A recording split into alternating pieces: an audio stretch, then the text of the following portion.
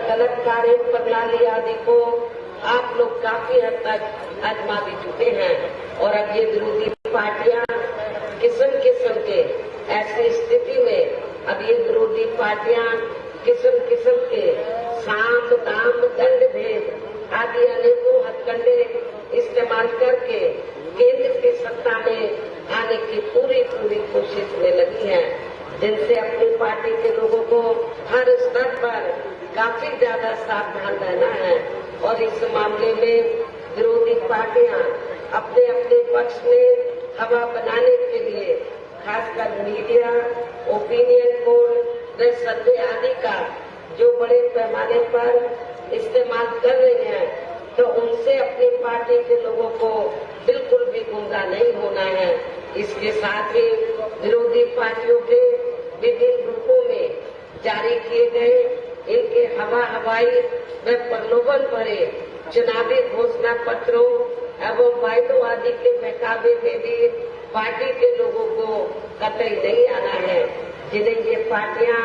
चुनाव खत्म होने के बाद ज्यादातर अमल में नहीं लाती हैं और अब जिन पर से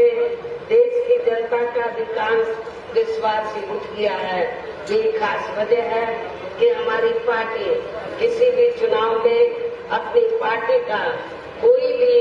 चुनावी घोषणा पत्र आदि जारी नहीं करती है। वैसे भी हमारी पार्टी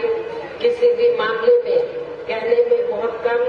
बल्कि कार्य करके दिखाने में ही ज्यादा विश्वास रखती है। और इस बात का सबसे बड़ा सबूत यह है कि उत्तर प्रदेश में 4 बार हमारी पार्टी के नेतृत्व में रही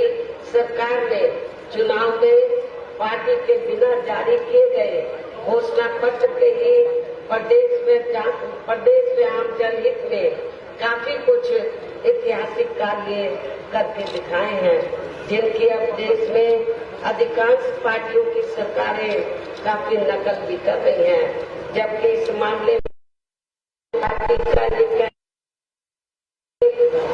इन पार्टियों के स्थान पर केंद्र में हमें अपनी पार्टी की सरकार बनाने का मौका मिलता है, तो तब फिर हमारी पार्टी की बनी सरकार केंद्र में यहाँ अब तक की रही सभी विरोधी पार्टियों की सरकारों की तरह केवल हवाई कार्य आदि नहीं करेगी, बल्कि उत्तर प्रदेश की तरह ही जमीनी हकीकत में ठोस कार्य करके दिखाएगी। और इस संदर्भ में खासकर मैं ये कहना चाहूंगी, केंद्र द्वारा देश में पिछले कुछ समय से अति गरीब परिवारों को अस्थायी तौर पर फ्री में जो थोड़ी सी खाद्य सामग्री, राशन आदि दिया जा रहा है, तो उससे इनका स्थायी तौर पर भला होने वाला नहीं है। और इस संदर्भ में मैं आप लोगों को ये कहना चाहूंगी कि केंद्र की सरकार पिछले कुछ समय से इस देश के गरीब लोगों को जो मुफ्त में थोड़ा सा राशन आदि देती है, तो उसके एवज में करती क्या है कि जब छोटा चुनाव हो कोई या बड़ा चुनाव हो, तो इसके एवज में फिर बीजेपी व आरएसएस के लोग गांव-गांव में जाकर, शहरों की बस्तियों में जाकर उन गरीब लोगों को ये कहते हैं कि बीजेपी व आरएसएस ने, केंद्र की सरकार ने आपको फ्री में राशन उपलब्ध कराया है, इसके बदले में तो आपको बीजेपी को वोट देना चाहिए। इसमें रत्ती भर भी सच्चाई नहीं है। और मैं आप लोगों को ये बताना चाहती हूँ कि केंद्र की सरकार ने जो फ्री में थोड़ा राशन आपको दिया है, ये बीजेपी आरएसएस की देन नहीं है, ये केंद्र की सरकार की देन नहीं है, बल्कि इस देश की जनता जो केंद्र की सरकार के पास टैक्स के जरिए पैसा देती है, जमा कराती है, और टैक्स से जो पैसा आता है उस पैसे से आपको मुफ्त में राशन दिया जाता है। ये बीजेपी की देन नहीं है, आरएसएस की देन नहीं है, ये आप लोगों का अपना पैसा है। आपने बीजेपी आरएसएस का नमक नहीं खा रहे हैं आप लोग अपना नमक खा रहे हैं, इसलिए इनके बहकावे में आप लोगों को कतई भी नहीं आना है और आप लोगों को अपना एक वोट अपनी पार्टी बहुजन समाज पार्टी को ही देना है। और वैसे भी जो गरीब लोग हैं इनकी ये जटिल समस्या देश में हर हाथ को काम देने से ही केवल दूर हो सकती है, जिसकी तरफ हमारी पार्टी की बड़ी सरकार विशेष ध्यान देगी। साथ ही देश में पिछले काफी वर्षों से आए दिन बढ़ रही गरीबी, बेरोजगारी व महंगाई आदि से भी जनता बहुत ज्यादा दुखी है, जिसे भी आर्थिक नीतियों में तब्दीली करके जरूर दूर किया जाएगा। धर्म की भी आड़ में पिछले कुछ वर्षों से खासकर मुस्लिम व अन्य अक़लियतों के लोगों का द्वेष की भावना से जो इनका काफी ज्यादा शोषण व उत्पीड़न आदि किया जा रहा है, तो उसे भी जरूर रोका जाएगा। कहने का तात्पर्य ये है कि देश में इस समय हो रहे लोकसभा चुनाव में विरोधी पार्टियों के जारी किए गए उनके हवाई व प्रलोभन भरे चुनावी घोषणा पत्रों आदि के बहकावे में अब यह खासकर देश के अति गरीबों, मजदूरों, बेरोजगारों एवं अन्य मेहनतकश लोगों को बिल्कुल भी नहीं आना है और अब इन्हें ऐसे सभी विरोधी पार्टियों को केंद्र की सत्ता में आने से जरूर रोकना है जिनकी कथनी व करने में काफी अंतर रहा है तथा जिन्हें ये लोग वर्षों से आजमा भी चुके हैं। ऐसे में अब मेरा यही कहना है कि आप लोगों को अपने खुद के व अपने प्रदेश एवं देश के भी हित में अपने वोटों को या कांग्रेस, बीजेपी व अन्य विरोधी पार्टियों को न देकर केवल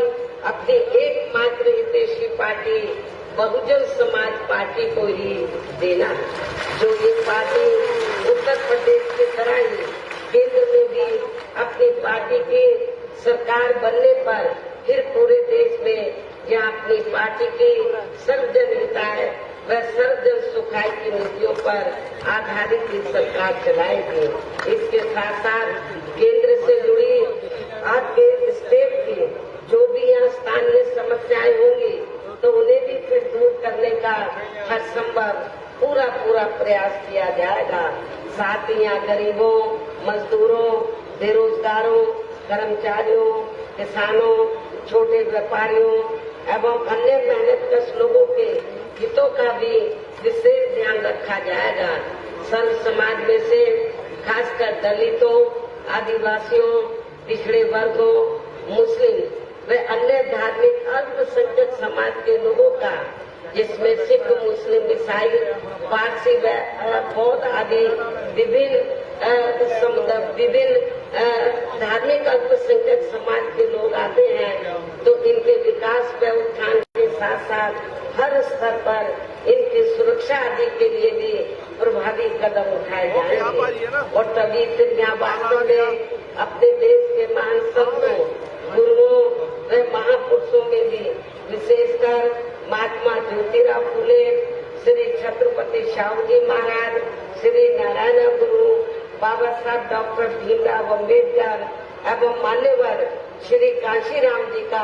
अधूरा राज सपना जरूर साकार हो सकता है। जिनको खासकर यूपी में हमारी पार्टी के सरकार द्वारा हर स्तर पर पूरा आदर सम्मान दिया गया। इन्हीं खास बातों के साथ ही